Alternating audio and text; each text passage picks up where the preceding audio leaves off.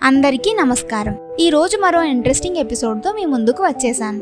షార్ట్లో లాస్ట్ ఎపిసోడ్లో ఏం జరిగిందో చెప్పేసుకుందాం. శుక్రాచార్యుడి ముద్దుల కుమార్తె దేవయాని, రాక్షసరాజు వృషపర్వుడి కుమార్తె శర్మిష్ఠ.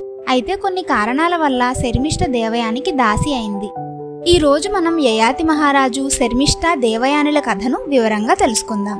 ఇప్పుడు కథలోకి వెళ్తే, దేవయాని శర్మిష్ఠ మొదలైన చెల్లులతో కలిసి మళ్లీ వన విహారానికి వెళ్ళింది. అక్కడ చక్కగా చాలా మంచి సువాసన గల పూల చెట్లు, మామిడి చెట్లు ఉన్నాయి. పక్కనే ఒక నీటి వాగు కూడా ఉంది. అక్కడ వాళ్ళు ఆ పూలు కోస్తూ ఉన్నారు. ఇంతలో గాలి వల్ల వీళ్ల సువాసనలన్నీ అదే వనంలో తిరుగుతూ వేటాడి అలసిపోయి ఉన్న యయాతి మహారాజు గారి దగ్గరకు వెళ్ళాయి. అప్పుడు యయాతి ఆ సువాసనలు వచ్చే చోటికి, అంటే దేవయాని తన చెలులు ఉన్న చోటికి వచ్చాడు. వారంతా యయాతిని చూసి అబ్బో ఎంత అందంగా ఉన్నారో అని చూస్తూ ఉండిపోయారు.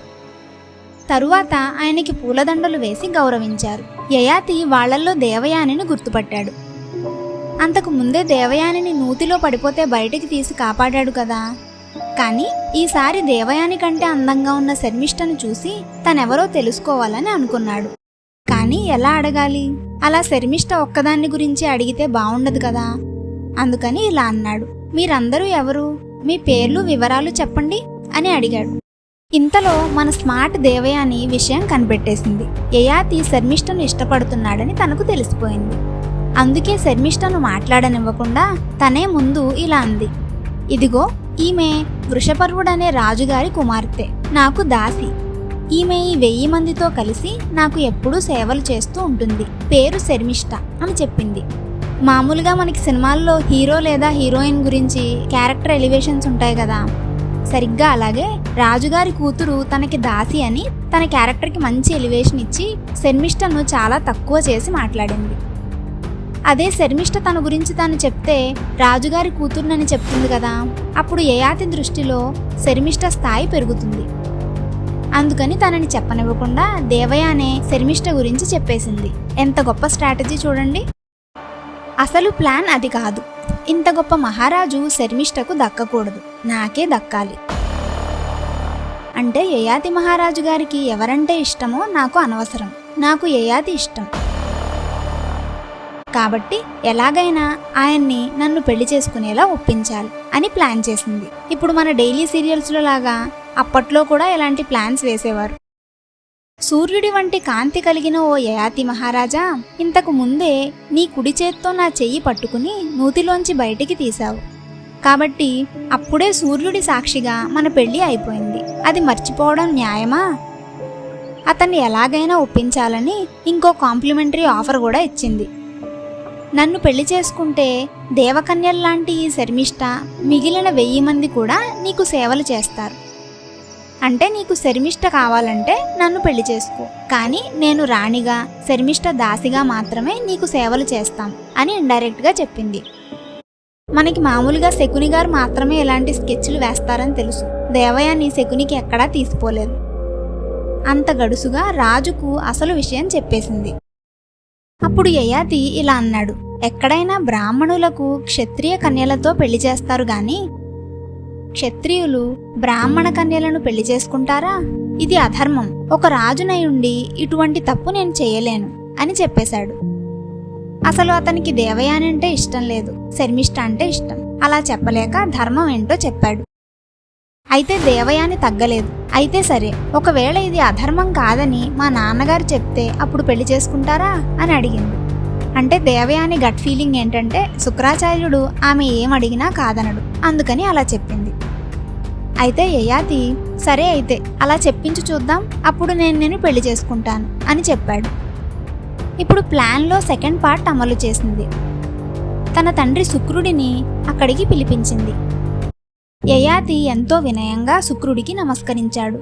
దేవయాని, శర్మిష్ఠ, మిగిలిన వారందరూ శుక్రుడికి నమస్కరించారు. అప్పుడు దేవయాని శుక్రుడితో ఇలా అంది, తండ్రి, యయాతి ఇంతకు ముందే నా కుడి చేతిని గ్రహించాడు. ఇప్పుడు ఇంకొకరు నన్ను గ్రహించవచ్చా? ఈ జన్మకు యయాతే నాకు భర్త. యయాతి కూడా నువ్వు ఒప్పుకుంటే నన్ను పెళ్లి చేసుకుంటా అని చెప్పాడు. మీరే మా పెళ్లికి అధర్మదోషం రాకుండా అనుగ్రహించాలి అని చాలా తెలివిగా చెప్పింది. అంటే దేవయాని శుక్రుడిని ఆమె యయాతిని పెళ్లి చేసుకోవడం ధర్మమేనా అని అడగలేదు. తనని యయాతి ముందే కరగ్రహణం చేశాడు కాబట్టి వేరొకరు గ్రహించడం ధర్మం కాదని ఆమెకు తెలుసు. కాబట్టి ఆ విషయాన్ని ముందు పెట్టి మాట్లాడింది. శుక్రుడు వేరే దారి లేక దేవయాని చెప్పినట్లే అంగీకరించాడు. కాదు, శుక్రుడు అంగీకరించేటట్లు దేవయాని గడుసుగా మాట్లాడింది. శుక్రుడు వారి పెళ్లికి అధర్మదోషం రాకుండా వరం ఇచ్చాడు. చాలా వైభవంగా దేవయాని యయాతిల పెళ్లి చేశాడు. అమ్మాయిని అత్తారింటికి సాగనంపుతూ యయాతితో ఇలా అన్నాడు.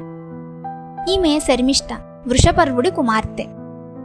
ఈమెకు వస్త్రాలు, భోజనం, అలంకారాలు ఇచ్చి ఆమెను సంతోషపెట్టండి. కానీ పడక విషయంలో ఆమెను విడిచిపెట్టండి అని జాగ్రత్తలు చెప్పి పంపాడు.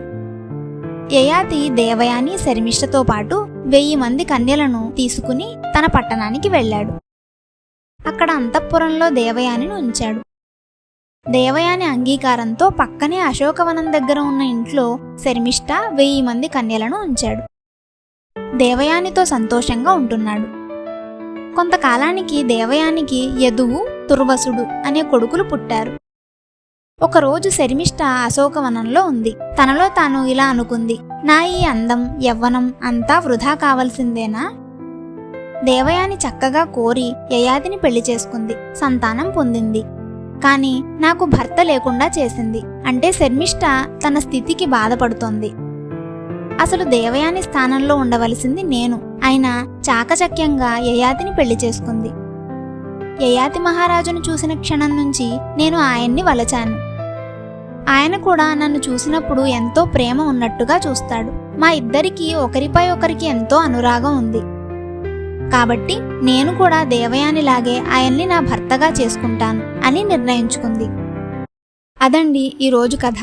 మీకు ఈ వీడియో నచ్చితే తప్పకుండా లైక్, షేర్, సబ్స్క్రైబ్ చేయండి. తరువాత కథ వచ్చే ఎపిసోడ్లో చూద్దాం. అంతవరకు స్వస్తి.